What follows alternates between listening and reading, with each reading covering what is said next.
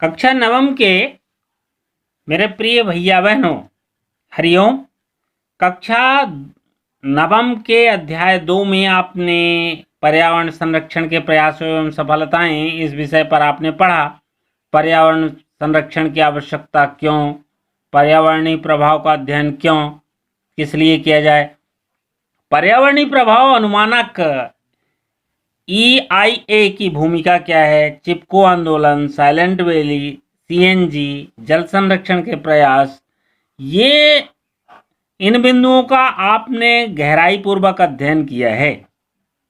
तो पर्यावरण के संरक्षण की जो बात आपने पढ़ी, इसकी आवश्यकता क्यों होती है। तो आज पर्यावरण जो असंतुलन विश्व के लिए ज्वलंत समस्या है, उस समस्या के निदान के लिए अपन समय रहते उसका कार्य कर ले, तो पर्यावरणविद, राजनेता एवं नीति निर्धारक समूह इस विषय में रुचि लेकर सम्मिलित प्रयास करें तो तभी यह संभव है कि हम पर्यावरण संरक्षण को संभव बना सकेंगे। अब पर्यावरण प्रदूषण को रोकने और संसाधन को नष्ट होने से बचाने के लिए आयोजित प्रबंधन को जो प्रबंधन किया जाता है वह पर्यावरण संरक्षण है। अब जो पर्यावरण का संरक्षण है उसका जो मानक है, प्रभाव, पर्यावरण का प्रभाव कैसा, पर्यावरणीय प्रभाव कैसा है, उसका अनुमानक जो करता है उसको कहते हैं EIA, इन्वायरमेंट इम्पैक्ट असेसमेंट। ये पर्यावरण प्रभाव अनुमानक परियोजना से होने वाले लाभकारी और नुकसानदेह प्रभाव का मूल्यांकन करता है। तो इसलिए इसको हम कहते हैं EIA।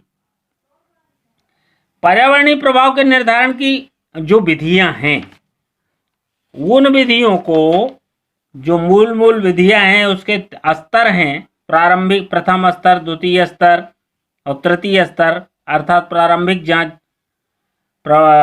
तीव्र प्रभाव, विस्तृत प्रभाव, इसको और इसकी जो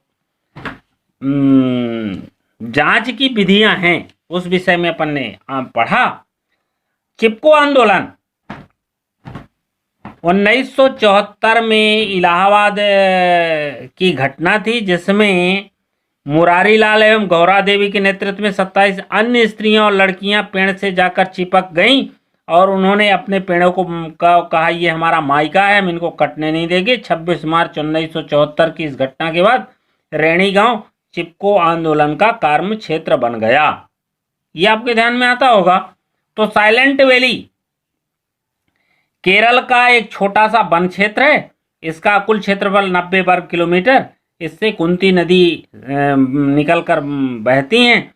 तो इसमें केरल राज्य विद्युत बोर्ड की स्थापना होनी थी कुंती नदी में, तो बांध बनना था। तो उसके लिए 1900 वहाँ के लोगों ने कुंती नदी में बांध बनाए जाने के लिए का विरोध किया था। अर्थात कुल मिला के इस साइलेंट वैली के वन्य जीवों को बचाने के लिए यह आंदोलन शुरू हुआ था। 1985 में साइलेंट वैली को राष्ट्रीय उद्यान घोषित कर दिया गया। ये आपके स्मरण में हो, इसलिए अपन ऐसा कह रहे हैं।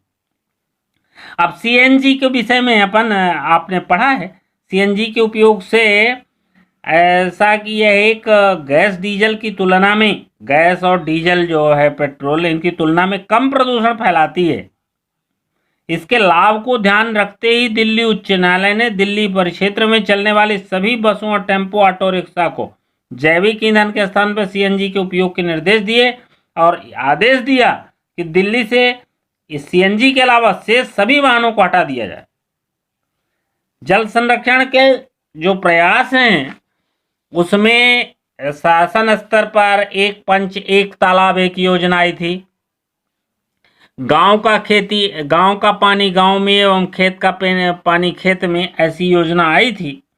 जिसको एक योजना आई थी राजीव गांधी जल संग्रहण मिशन 1994, ये योजना अपने साथ आई थी। अब कुछ शब्द हैं उनको जरा समझ लेंगे। फसल चक्र, मिट्टी को उपजाऊ बनाने के लिए खेतों को मौसम के अनुसार बदलकर पैदावार की व्यवस्था करना, ये फसल चक्र कहलाता है।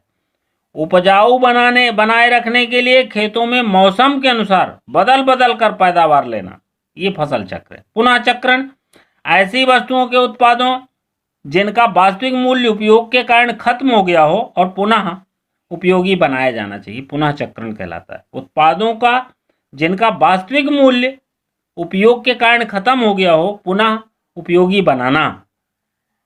जैविक खेती,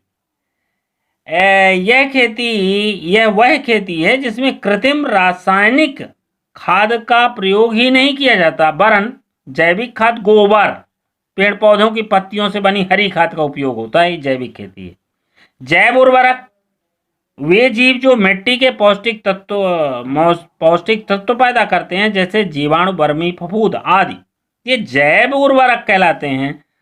मेरे प्रिय भैया बहनों, अब आपको अगले दिन अध्याय 2 के प्रश्न उत्तर मिलेंगे।